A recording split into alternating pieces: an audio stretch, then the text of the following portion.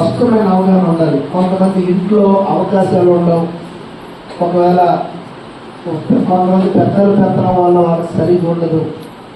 తర్వాత గర్భిణీలకు కూడా మీరు చూసాత్మకంగా తీసుకొని ఎందుకు ఇస్తానంటే కేవలం మీరు పౌష్టికాహారం తినాలి, మంచి బిడ్డను కనాలనే ఉద్దేశంతో.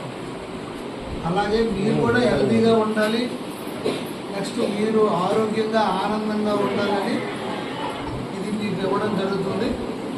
కనుక దీన్ని మీరు తీసుకొని పూర్తిగా మీరు ఎంత జాగ్రత్తలు పాటించి ఎంత మీరు హ్యాపీగా ఉంటే అంత మంచి బిడ్డను మీరు ఈ సమాజానికి అందించగలుగుతాం. సో మీరందరూ కూడా ఈ ఏదైతే మనకు ICDS ద్వారా మీకు ప్రోటీన్స్కి సంబంధించిన ఈ ఇస్తున్నారో అవన్నీ కూడా క్రమం తప్పకుండా మీరే వాడాలి. ఇంట్లో ఎవరికో ఇచ్చేయడం కాదు, అత్త మామలు పెత్తనం ఉండకూడదు, దీన్ని మీరు పూర్తిగా వాడాలి. అందుకే ఇక్కడే వండమని చెప్తే మళ్ళీ కొంతమంది ఇష్టపడట్లేదు, తెలియట్లేదు, మీకు ఇంటికి ఇవ్వడం జరుగుతుంది. మీరు బాధ్యతగా మీరు మీకోసమే కాదు, మీ ఇంటి కోసమే కాదు, మీరు ఒక సమాజానికి ఒక ఉత్తమమైన పౌరుడిని, కాబోయే ఉత్తమమైన పౌరుడిని అందిస్తున్నామనే దీంతో మనం ఒక మంచి హెల్దీ బిడ్డని మనం ప్రసవించినట్లయితే మనకి వాళ్ళు కూడా ఆరోగ్యంగా ఉంటారు, నెక్స్ట్ ఉత్సాహంగా ఉంటారు, మంచి వాళ్ళ లైఫ్ని ఇదిగా సెటిల్ చేసుకోగలుగుతారు.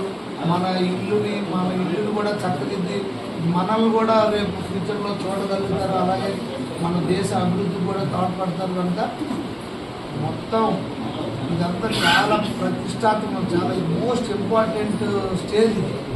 అందుకోసం ప్రభుత్వం ఎంత ప్రతిష్టాత్మకం తీసుకొని ప్రతి అంగట్లో కూడా ఆంగన్ అంటే అంగట్లో బడిలాగా అంగన్వాడీ అని పెట్టి అక్కడే పెట్టి ఇవన్నీ చేస్తారు.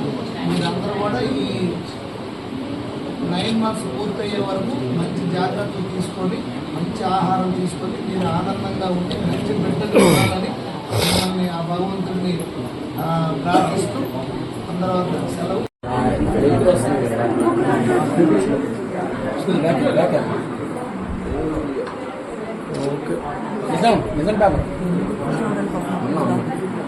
సందర్భంగా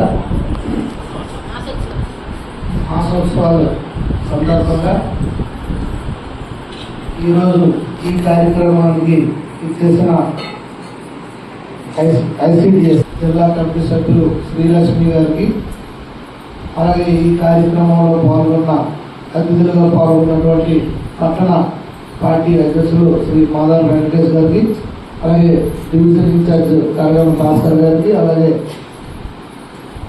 ఇంకో సీనియర్గా కింద కూర్చొని ఎంతో ఓపికగా నేను చెప్పేదంతా వింటున్న అంగన్వాడీ టీచర్స్కి, అలాగే ఇతర సిబ్బందికి అందరినీ కూడా పేరు పేరుగా నా హృదయపూర్వక నమస్కారాలు, అభినందనలు తెలియజేసుకుంటూ, మీరు కింద కూర్చోవడం, మేము కుర్చీలు కూర్చోవడం నాకు ఏదో అనీజీగా ఉంటుంది.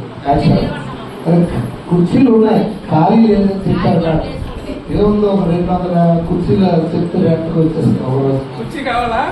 అయితే ఈ కార్యక్రమం ముఖ్య ఉద్దేశం ఏంటంటే,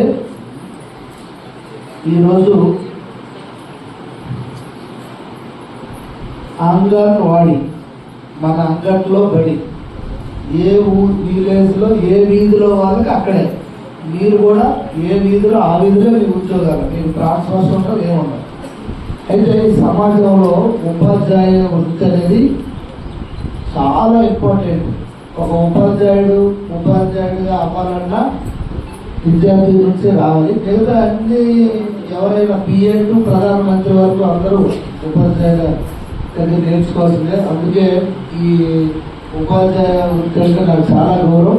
మీరు కూడా టీచర్సే, అంగన్వాడీ కార్యకర్తలన్నా కూడా మీకు టీచర్స్ అనే ఫేమస్ వచ్చిందంటే యాక్చువల్గా వారందరికంటే ఎక్కువ గురుతర బాధ్యత మీపైనే ఉంది. ఎందుకంటే ఉత్తమ సమాజాన్ని తీర్చిదిద్దాలంటే ఈవేళ భావి భారత పౌరులు, రేపటి భావి భారత పౌరులు ఈరోజు పిల్లలు. ఆ పిల్లలు మీరు ఎక్కడ ఉండంటే బయట పుట్టినప్పుడు నుండే కాదు, గర్భంలో పడిన 3 నెలల నుండి అనుకుంటా మీరు కేర్ తీసుకుంటారు.